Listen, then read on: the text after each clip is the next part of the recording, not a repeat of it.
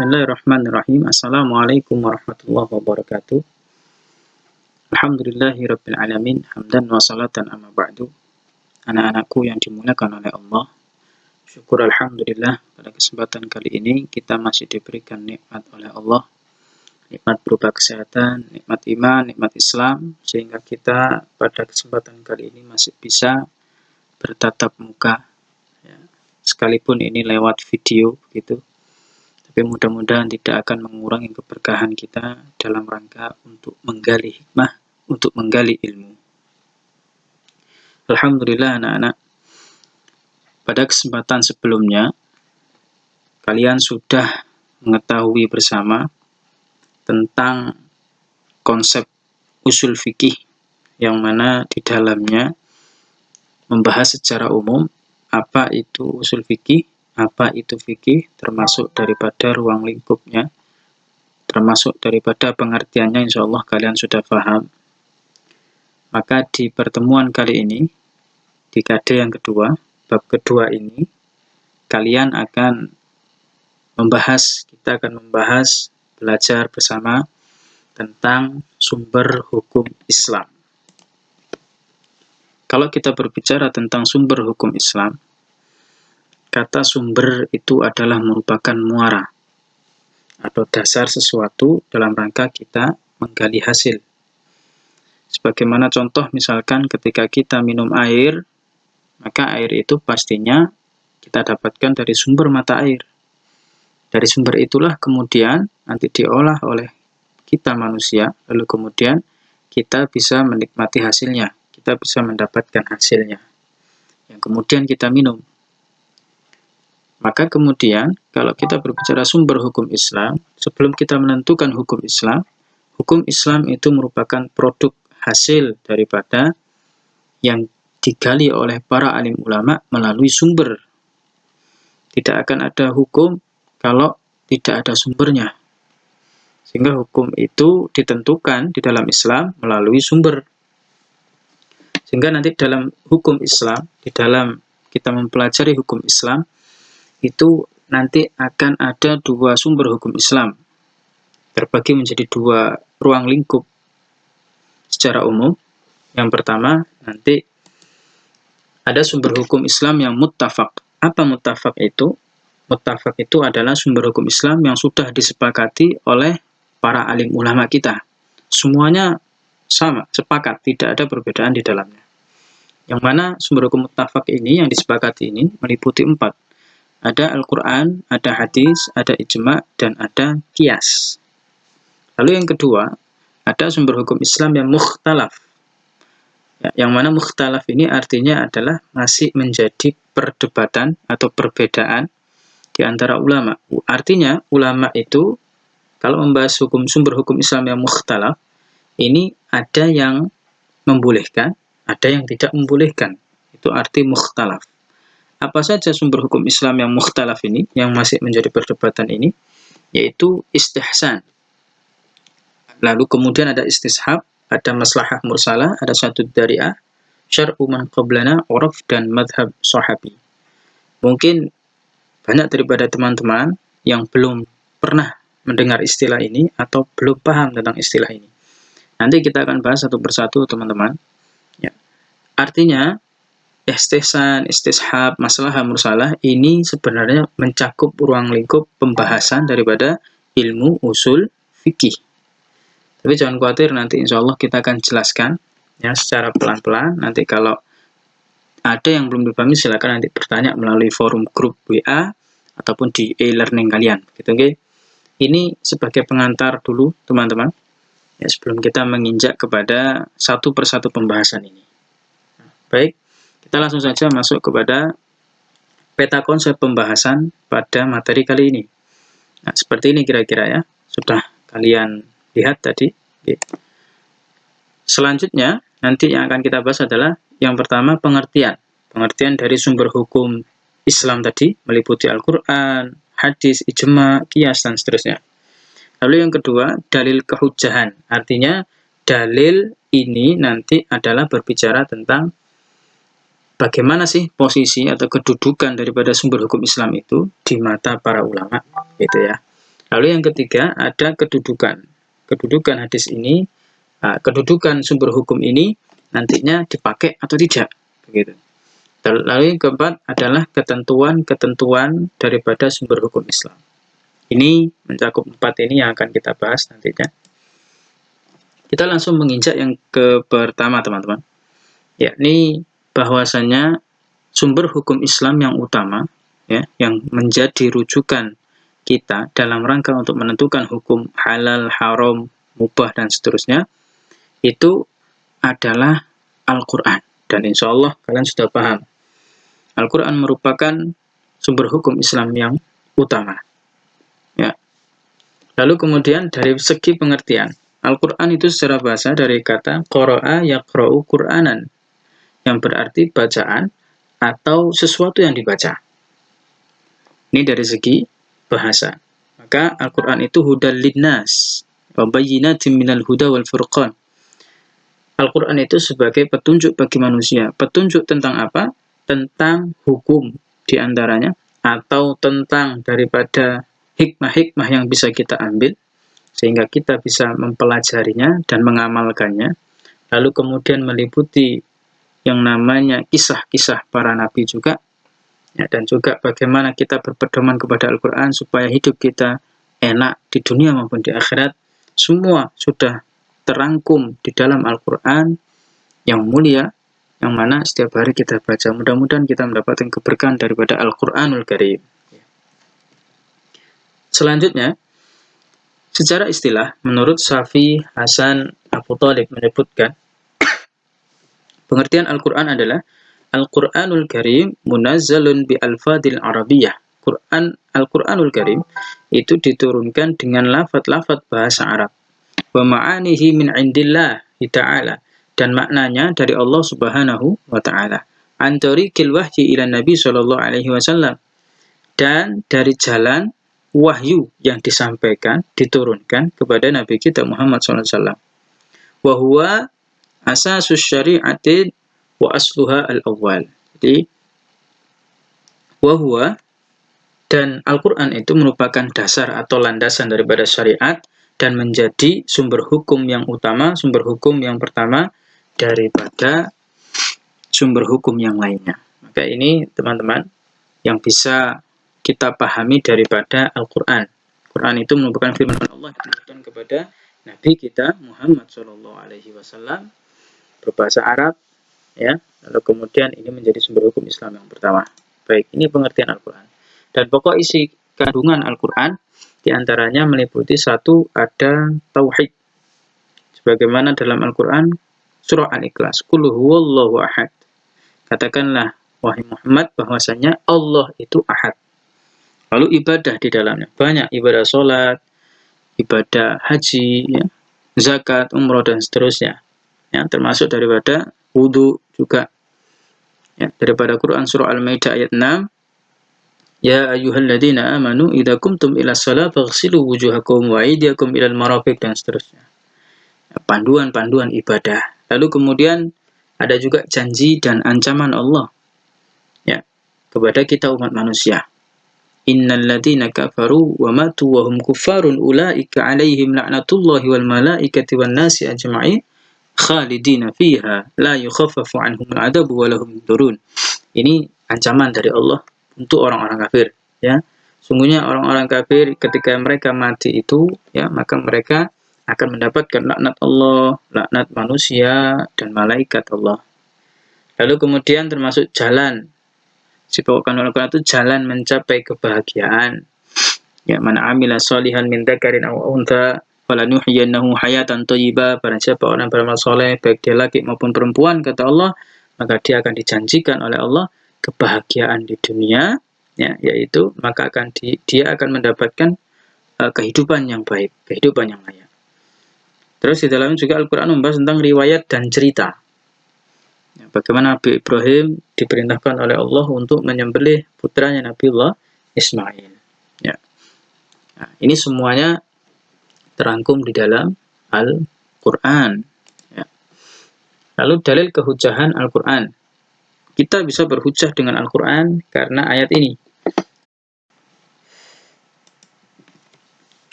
dalil kehujahan Al-Quran. Artinya Al-Quran itu bisa kita buat hujah untuk menentukan satu hukum dengan ayat ini.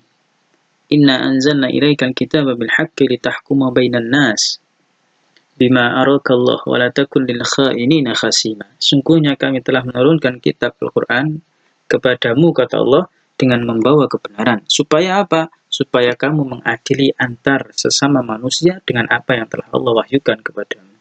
Al-Quran menjadi sumber hukum utama dalam menentukan satu hukum, dalam menentukan satu perkara. Maka ini merupakan firman Allah Ta'ala yang memang sudah harus sepatutnya kita gunakan sebagai landasan hidup kita semuanya. Tidak kita pilih setengah-setengah. Okay? Kalau ada hukum yang nggak enak, kita nggak ikut Al-Quran. Kalau ada hukum yang enak menurut kita ikut Al-Quran. Ya jangan begitu. Artinya kita harus secara objektif sebagai umat muslim harus 100% mau mengikuti yang Allah perintahkan di dalam Al-Quranul Karim itu sendiri. Maka pedoman Al-Quran dalam menentukan hukum itu sifatnya ada 3. Yang pertama sifatnya tidak memberatkan kita manusia, atau disebut dengan adamul haraj. Tidak memberatkan kita. Kata Allah Ta'ala, innallaha yuridu bikumul yusra wa la yuridu bikumul usra.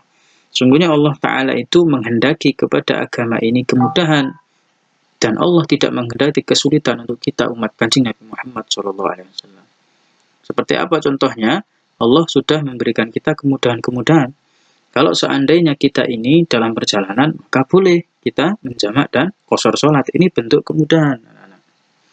Lalu kemudian kalau dalam keadaan terpaksa, ya, kita ini tersesat di jalan atau di gunung begitu, kelaparan, tidak makan, maka boleh kita ini memakan sesuatu yang itu mungkin haram. Mungkin saat itu adanya ular, ya maka ular itu kita makan. Karena dalam kondisi darurat, ad-daruratu tubihul mahdurat, kata ulama. Maka keadaan yang darurat membolehkan sesuatu yang Allah haramkan, ya, selama itu memang benar-benar darurat. Ya, selama itu memang benar-benar darurat.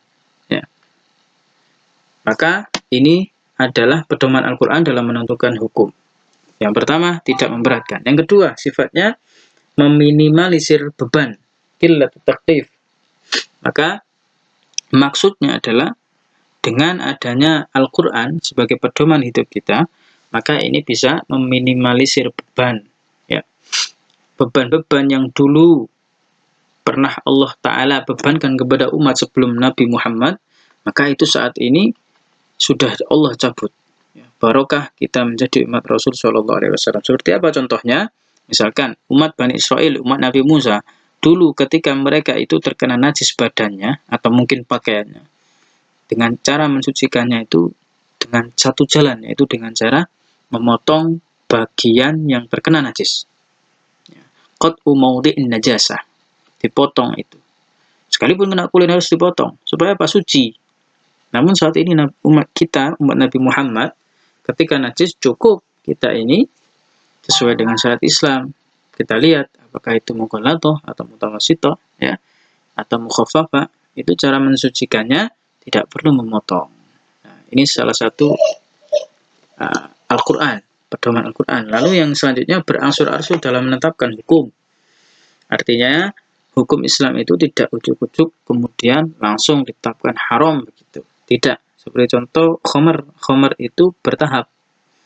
Ya, khamar itu bertahap. Yang dulu awalnya sempat dihalalkan lalu kemudian bertahap.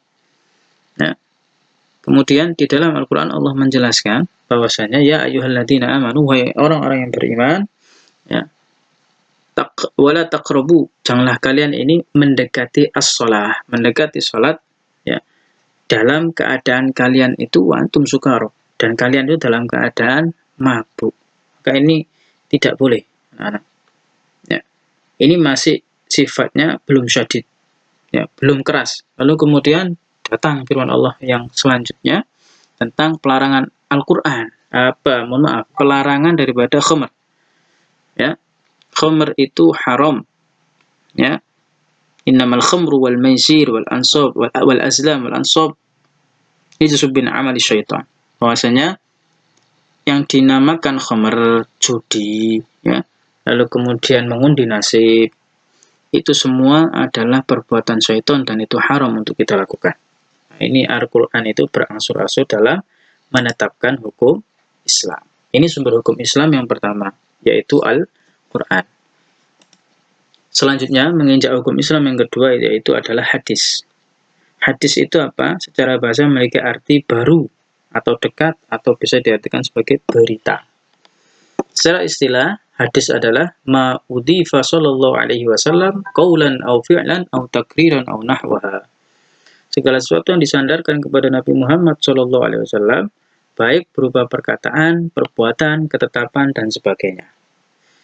Ya, segala yang diucapkan Kanjeng Nabi, segala apa yang Rasulullah kerjakan dan termasuk yang Rasulullah tetapkan, itu semua namanya adalah hadis dan bisa kita jadikan landasan hukum Islam. Yang kedua setelah Al-Quran. Nah, sekarang macam-macam hadis. Macam-macam hadis itu ada 3. Ya. Yang pertama ada hadis qauliyah atau berupa perkataan Nabi. Seperti contoh qala Rasulullah. Ya. Anan Nabi SAW yaqul. Bahwasanya Kanjeng Nabi Muhammad SAW itu bersabda. Didahului dengan kata qala atau yaqulu, itu biasanya untuk qauliyah. Lalu yang kedua fi'liyah, perbuatan Nabi. Kana Nabi sallallahu alaihi wasallam, didahului dengan kata kana, ismul kana. Bahwasanya Kanjeng Nabi itu dulu pernah begini. Nah, itu fi'liyah, pekerjaan Nabi Muhammad. Shallu kama ra'aitumuni usolli, kata Rasulullah. Salatlah kalian sebagaimana kalian melihat aku salat, kata Rasulullah. Maka itu perbuatan Nabi fi'liyah. Lalu yang ketiga ada takririyah, ketetapan Nabi. Artinya ada satu perkara yang kemudian Rasulullah diamkan, Rasulullah tidak melarang, Rasulullah tidak menganjurkan, tapi didiamkan oleh Rasulullah. Ini salah satu contoh hadis takririyah, seperti daging top atau sejenis biawak begitu. Itu ketika sahabat Nabi ketika makan daging itu Rasulullah mendiamkan, tidak melarang juga tidak menganjurkan, sebab Rasulullah sendiri tidak pernah makan itu. Nah, ini takririyah. Nah, selanjutnya dalil tentang kehujahan hadis ini dalam Quran surah Al-Maidah 92, wa atiullah wa atiur rasul wahdaru, taatilah Allah dan taati Rasul dan berhati-hatilah. Nah, ini kata atiur rasul, taati Rasul. Segala bentuk ucapan, segala bentuk perbuatan yang Rasulullah SAW itu tetapkan, maka itu menjadi hukum buat kita semuanya. Itu anak-anak. Dalam hadis, taraktu fikum amrayn lan tadillu ma tamassaktum bihima kitaballahi wa sunnata nabi. Aku tinggalkan 2 pusaka untuk kalian, kata Rasulullah, dan tidak akan tersesat selama kalian berpegang kepada keduanya. Yaitu apa yang Rasulullah tinggalkan? Al-Quran dan juga Al-Hadis. Maka ini dalil daripada kehujahan hadis. Nah, sekarang fungsi hadis. Fungsi hadis itu ada 3 secara garis besar. Yang pertama, bayan takrir. Apa bayan takrir itu? Artinya fungsi hadis itu terhadap Al-Quran itu yang pertama bayan takrir, menetapkan dan menguatkan atau menggarisbawahi suatu hukum yang ada di dalam Al-Quran. Seperti contoh apa? Berpuasa di bulan Ramadan. Al-Quran telah menerangkan tentang puasa di bulan Ramadan, kewajiban puasa di bulan Ramadan. Ya ayyuhalladzina amanu kutiba alaikumusiyam kama kutiba alal ladzina min qablikum la'allakum tattaqun. Allah sudah menentukan itu, diwajibkan atas kita untuk berpuasa. Ya. Lalu kemudian dikuatkan oleh hadis Nabi SAW, sumu wa aftiru liru'yatihi. Ya. Puasalah dan berbukalah kalian dengan melihat ru'yatul hilal. Dengan ru'yah, melihat. Nah, ini berarti tandanya kita puasa itu wajib. Sehingga dalam bab puasa ini hadis memperkuat Al-Quran, yaitu yang kita sebut bayan takrir. Lalu yang kedua, bayan tafsir. Itu apa? Fungsi hadis untuk menjelaskan atau memberi keterangan, ya, atau menafsirkan dan merinci redaksi Al-Quran yang bersifat umum. Seperti contoh apa? Lailatul Qadar. Lailatul Qadar itu sudah dijelaskan dalam Al-Quran, ya, Quran surah Al-Qadar. Ya. Lalu kemudian dalam Lalu dalam hadis Rasulullah SAW itu dijelaskan bahwasanya kapan datangnya Lailatul Qadar, sebagaimana diriwayatkan oleh Imam Bukhari bahwasanya Lailatul Qadar itu diperkirakan di antara 10 hari terakhir ya di bulan suci Ramadan. Ya, baik. Lalu yang ketiga, fungsi hadis adalah sebagai bayan tasyri'. Apa itu? Fungsi hadis untuk menetapkan hukum yang tidak dijelaskan oleh Al-Quran. Seperti apa? Besaran zakat. Ya, besaran zakat fitrah. Ya. Maka faradha Rasul sallallahu alaihi wasallam, Kanjeng Nabi Muhammad SAW itu mewajibkan ya an zakatil fitri, untuk melaksanakan zakat fitri itu dengan apa? Dengan so'an min tamr, daripada satu sok daripada kurma gitu ya. Au so'an min syair, atau satu sok daripada gandum dan seterusnya. Maka itu adalah ketentuan ya, ketentuan daripada zakat. Maka ini bayan tasyri' yang mana dalam Al-Qur'an tidak dijelaskan besaran zakat itu ya. Bahwasanya zakat itu satu sok itu 4 mud, per mudnya itu 6 ons, sehingga 4 kali 6 24 ons atau 2,4 kilo, dibulatkan 2,5 kilo. Ada yang mengatakan 2,7. Nah, ada lagi yang lebih hati-hati pendapat zakat fitrah itu adalah 3 kg. Nah, seperti itu awal mulanya. Ini fungsi hadis ya terhadap Al-Qur'an. Selanjutnya ada tentang ijma'. Sumber hukum Islam yang muttafaq, yang disepakati itu yang ketiga adalah ijma'. Apa ijma' itu? Menurut Ali Abdul Razak, yaitu yang ijma' adalah ittifaqul mujtahidina min hadhil ummah fi asri ala amrin syar'iyyin. Ijma' adalah kesepakatan para mujtahid umat Islam pada suatu masa atas sesuatu perkara hukum syara'. Nah, artinya ijma' itu kesepakatan daripada ulama yang ingin menentukan hukum Islam. Kapan itu? Ketika ba'da wafatin Nabi SAW. Ketika Kanjeng Nabi sudah wafat. Ketika Rasulullah wafat itu pastinya sudah banyak perkembangan. Khususnya kalau zaman sekarang semakin modern, semakin banyak lagi permasalahan-permasalahan hukum yang mana di zaman Rasulullah belum pernah dijelaskan. Sehingga di sini dibutuhkanlah satu alat ya, satu media ya, yaitu yang dinamakan ijma' untuk apa? Menentukan hukum yang baru itu, yang baru muncul. Ya, mungkin seperti contohnya bagaimana hukumnya narkoba, nanti kita jelaskan. Narkoba itu di Al-Quran hadis nggak dijelaskan, nggak ada. Hukum narkoba haram tidak ada di dalam Quran maupun hadis. Maka perlu ini ijma', kesepakatan ulama menggali hukum ya, berusaha untuk istinbat, mengeluarkan hukum itu sendiri melalui alat-alat, yaitu melalui usul fikih nanti sebagaimana yang sudah kita bahas di pertemuan sebelumnya. Selanjutnya kehujahan dalil kehujahan daripada ijma'. Ini Quran surah An-Nisa ayat 115. Faman yushakikir rasul min ba'di ma tabayyana lahul huda wa yattabi' ghaira sabilil mu'minin wallihi ma tawalla wa nuslihi jahannam wa sa'at masira. Barang siapa yang menentang Rasul sudah jelas kebenaran baginya dan mengikuti jalan yang bukan jalan orang-orang mukmin. Nah, ini yang perlu digarisbawahi ya.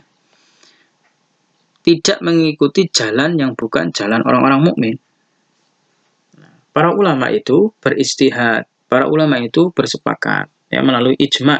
Maka mereka orang-orang yang beriman, orang-orang yang Allah kasih kelebihan ilmu di situ untuk dapat beristihad, sehingga kita mengikuti mereka itu adalah satu keharusan. Nah, ini ya. Selanjutnya ijma' itu dibagi menjadi dua, ada ijma' shorih, ada ijma' sukuti. Ijma' shorih itu apa? Kebulatan yang dinyatakan oleh mujtahid atau para mujtahid. Artinya sepakat mujtahid itu dalam menentukan satu hukum. Misalkan bagaimana hukumnya ini bayi tabung. Nah, maka di situ ulama berbeda pendapat, berdebat di situ, mengeluarkan dalil semuanya, dikeluarkan kitabnya semuanya untuk membahas satu permasalahan ini. Ya. Sehingga kemudian nanti diputuskan. Nah, ini bulat. Artinya sepakat untuk apa? Menentukan satu hukum permasalahan itu tadi. Nah, artinya menyuarakan. Nah, sekarang bedanya, yang kedua, ijma' sukuti itu, kalau sukut dalam bahasa Arab itu diam. Artinya kebulatan yang dianggap seorang mujtahid mengeluarkan pendapatnya dan diketahui oleh mujtahidin yang lain. Tetapi mereka tidak menyatakan persetujuan atau bantahannya. Artinya nanti di kumpulan para ulama itu ketika membahas satu hukum, ada ulama yang diam, nggak berkomentar tentang hukum itu. Nah, maka di situ ketika sudah disepakati, ulama yang diam itu dianggap mereka membenarkan, mereka mengikutinya. Itu. Nah, ini ijma ya. Maka ini permasalahan tentang ijma atau macam-macam daripada ijma. Selanjutnya, yang terakhir, yang keempat daripada sumber hukum Islam yang muttafaq, yang disepakati oleh para alim ulama, yaitu tentang qiyas. Ya, mungkin teman-teman pernah mendengar kata qiyas begitu ya, tapi pengertiannya bagaimana? Nah, kita simak berikut ini.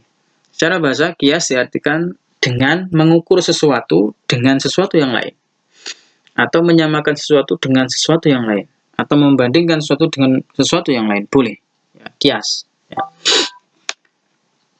Lalu kemudian secara istilah, qiyas itu adalah ilhaqu amri ghairi mansuru ala hukmihi bi amri akhri mansusin ala hukmihi li isyraki bainahuma fi illati dhalikal hukum. Maksudnya apa?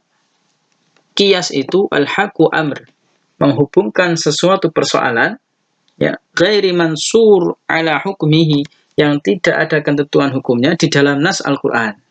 Bi amri akhri mansusin, dengan suatu persoalan yang lain yang telah disebutkan di dalam nas Al-Qur'an. Ya. Isyraki bainahuma fi illati dzalikal hukum, karena di antara keduanya terdapat pertautan atau persamaan ilat hukum. Jadi, qiyas itu begini anak-anak. Dua perkara permasalahan hukum, yang mana satu itu sudah ditentukan dalam Al-Qur'an, sudah jelas hukumnya. Ya. Yang satunya, ini permasalahan baru yang baru muncul, yang mana tidak atau belum dijelaskan dalam Al-Qur'an maupun hadis. Satu dijelaskan, satu belum. Nah, maka kita ingin membahas hukumnya yang belum dibahas dalam Al-Qur'an hadis ini loh. Bagaimana ini? Nah, ulama kemudian berusaha mencari metode, mencari cara, mencari alat untuk agar bisa memunculkan kesimpulan hukum daripada perkara yang belum dijelaskan dalam Al-Qur'an hadis. Dengan cara apa? Menyamakan ilat atau menyamakan sifat daripada sesuatu yang belum ada hukumnya tadi dengan sesuatu yang sudah ada hukumnya dalam nas. Dibandingkanlah di situ. Daripada ilatnya, persamaannya apa? Begitu. Nah, nanti akan ada contoh untuk lebih jelasnya. Nah, ini dalil kehujahan daripada qiyas. Ya. Maka ini satu ketika sahabat Nabi itu sallallahu alaihi wasallam itu ditanya, ya, qala kaifa taqdi idza arada laka qada. Ya, bagaimana ketika kamu ini ditanya tentang satu perkara, ya. Qala aqdi bi kitabillah, maka aku akan memutuskan dengan kitab Allah Al-Qur'an. Kalau ada satu perkara hukum. Qala fa illam tajid fi kitabillah, maka bagaimana kalau tidak ada di dalam Al-Qur'an? Qala fa bi sunnati Rasulillah. Kalau di Al-Qur'an maka aku pakai hadis, ya, sabda Nabi Muhammad. Qala, ditanya lagi, fa illam tajid fi sunnati Rasulillah, maka bagaimana kalau seandainya engkau tidak menemukan dalam sunnah Nabi? Wala fi kitabillah, dan di dalam kitab Allah juga tidak ada. Qala atshidu ra'yi fa daraba Rasulullah sallallahu alaihi wasallam sadrahu. Maka kemudian kata sahabat ini, ya, Ibnu Abbas ini, beliau mengatakan, maka aku akan beristihad dengan pemikiranku. Maka kemudian Rasulullah SAW itu memukul daripada dadanya Sayyidina Ibnu Abbas. Wa qala alhamdulillah, maka alhamdulillah alladzi waffaqa Rasulillah lima yurdi Rasulullah. Maka alhamdulillah, segala puji bagi Allah, bagi orang-orang yang dia ini ditetapkan oleh Rasul sallallahu alaihi wasallam dalam menentukan perkara. Gitu nggih. Ini dalilnya. Maka kemudian adapun rukun qiyas tadi itu ada 4 anak-anak. Ini yang penting, tolong dicatat, dipahami bersama. Qiyas itu punya 4 rukun yang harus dipenuhi semuanya. Pertama, itu adalah pokok atau disebut dengan al-aslu. Yang kedua, ada al-far'u, cabang. Yang ketiga adalah hukum. Yang keempat ada illah tadi. Atau Ini ada rukun qiyas ya. Saya jelaskan satu persatu. Yang pertama, rukun qiyas adalah al-aslu. Apa al-aslu itu? Persoalan yang telah disebutkan hukumnya di dalam nas Al-Qur'an. Tadi saya bilang ya, ada dua perkara yang ingin disamakan ya, atau dibandingkan ya. Yang mana satu sudah dijelaskan, yang satu belum. Nah, maka al-aslu itu sesuatu yang sudah dijelaskan dalam nas. Sedangkan al-far'u itu cabang, itu adalah satu persoalan atau peristiwa baru yang tidak ada nas yang menjelaskan hukumnya, dan ia berusaha disamakan hukumnya dengan al-aslu ini atau pokok ya, melalui qiyas tadi. Apa yang disamakan? Ilatnya. Yang ketiga, rukun qiyas harus ada hukum. Satu hukum yang ada pada al-aslu. Al-aslu ini hukumnya apa? Haram, halal, mubah, atau apa? Nah, di sini ini hukum daripada al-aslu sini. Nah, baik. Lalu yang keempat ada rukun al-illah atau kesamaan. Berusaha menyamakan sifatnya. Sifat atau keadaannya dijumpai pada cabang, ya ini ya. Sifatnya di cabang dan juga pada pokok atau al-aslu. Jadi contohnya seperti ini. Contoh qiyas itu, kita ambil contoh, ini apa? Baik, ini khamr, minuman keras. Ini, baik, ini narkoba. Maka, khamr ini anak-anak, hakikatnya, satu perkara yang sudah diharamkan berdasarkan nas Quran maupun hadis. Sebagaimana kita jelaskan tadi, ya, innamal khamru wal maisir wal ansab wal azlam rijsun min amali syaitan. Sungguhnya khamar, ya, judi dan seterusnya itu adalah termasuk daripada perkara syaitan. Ya, daripada amalan-amalan syaitan, maka haram hukumnya. Sudah jelas ada ini. Sedangkan narkoba ini merupakan hal baru yang belum dijelaskan hukumnya baik dalam Quran maupun hadis. Nah, ini yang ingin kita bahas adalah hukum narkoba itu bagaimana. Nah, itu ulama berusaha menggali ya, karena nggak dijelaskan dalam Quran hadis. Maka dari sini anak-anak, yang menjadi al-aslu tadi, kita kembali ke sini. Nah ini ya, yang menjadi al-aslu, asal atau pokok yang sudah ditentukan itu adalah khamar. Khamar ini asal. Sedangkan al-far'unya tadi, far'unnya atau cabangnya itu adalah narkoba. Kenapa? Ini belum ada dalilnya. Nah ini rukunnya ya tadi ya. Lalu kemudian dari perkara ini berusaha dibandingkan antara khamr dan narkoba. Ilatnya berusaha disamakan. Apa sifatnya? Sifat antara khamr dan juga narkoba ya, yang sama itu apa? Yakni memabukkan. Karena keduanya memabukkan, baik khamr maupun narkoba, kalau kita konsumsi akan menyebabkan hilang akal, kita akan mabuk. Ya, karena khamr tadi sudah jelas hukumnya haram. Ya, berdasarkan nas Quran dan hadis, maka diputuskanlah narkoba hukumnya haram. Kenapa? Karena persamaan ilat ya, atau persamaan daripada sifat, yaitu sama-sama memabukkan. Begitu ya, barakallahu fiik. Jadi ini contoh qiyas. Masih banyak lagi persoalan tentang qiyas ya. Nanti teman-teman bisa mungkin mencari searching ya, contoh-contoh tentang qiyas, permasalahan baru yang berusaha digali melalui metode qiyas ini. Baik, ini adalah pembahasan kita anak-anak tentang sumber hukum Islam yang muttafaq, yang disepakati oleh para alim ulama. Mudah-mudahan manfaat, barokah fid dunya wal akhirah, menambah wawasan kita, menambah hasanah keilmuan kita, dan kita bisa mengetahui, oh ternyata begitu ya. Ulama dalam menentukan hukum gak main-main. Ya. Jadi ini hikmah yang benar-benar harus kita ambil hikmahnya. Harus belajar kita ini sungguh-sungguh supaya menjadi orang yang benar-benar benar, gitu ya. Menjadi orang yang benar, begitu. Mencari ilmu itu harus semangat, ya, sehingga kita tahu seluk-beluk tentang keilmuan yang kita dalami. Tidak hanya setengah-setengah, tapi kita berusaha menggali sehingga kita akan mencapai satu kesimpulan. Ya, kita akan bisa menggali satu kesimpulan sehingga menghasilkan produk, menghasilkan satu perkara yang ingin kita capai. Ya, begitu ya. Wallahu a'lam bishawab. Bermanfaat. Saya akhiri. Assalamualaikum warahmatullahi wabarakatuh.